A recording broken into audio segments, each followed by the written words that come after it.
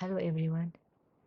I am back with a new design, beads. Beads is based on the cactus stitch pattern, and I hope by now you have had a chance to actually watch the cactus knitting tips video number 1 or the knitting tips part 1 for cactus, because you will have everything that you need to be able to work the stitch pattern that we have here in beads. In addition, I actually want to show you a couple other things to begin your shawl, and that is we have this 2-stitch I-cord border for beads. I want to make sure that you are able to work this border correctly, especially at the end of each row. So because we have this I-cord border, which is different by the way than what we have in cactus, we need to slip the last 2 stitches of every row when working both of the colors. So we slip the last 2 stitches every single time, and it's kind of confusing because also we have to slip that last stitch as well with a yarn over when we're working with color B. So I'm going to unravel a little bit in here and show you what we need to do.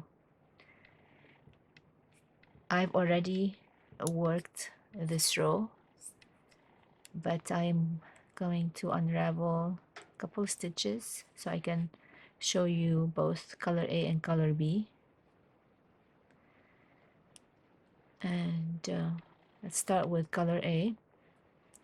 So I'm working in my pattern, then for my pattern I slip that next stitch and I brioche purl.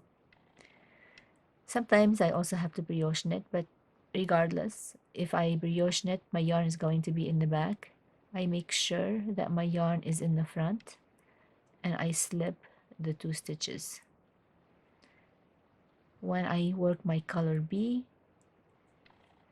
I need to pay attention to this last stitch. Let's get to here. So I'm working my color B. I slip a stitch in pattern. I purl and brioche purl the next one, and my last stitch I have to slip as well. So I slip it with a yarn over, but I need to bring my yarn to the front. So I bring the yarn all the way to the front and I slip the next 2 stitches. So in essence, I slipped 3 stitches in a row, 1 stitch with a yarn over, and then the last 2 stitches.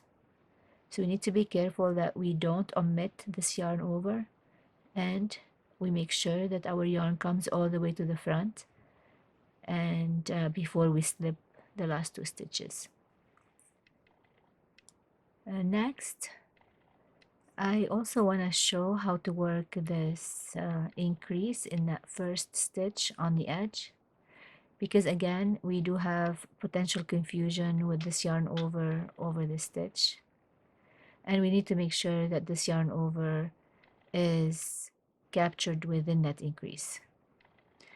This happens when you're working with your color A yarn, which happens to be the pink in my case, and because that first stitch where I need to make the increase has this loose yarn over it. So to begin my row, I knit the first 2 stitches,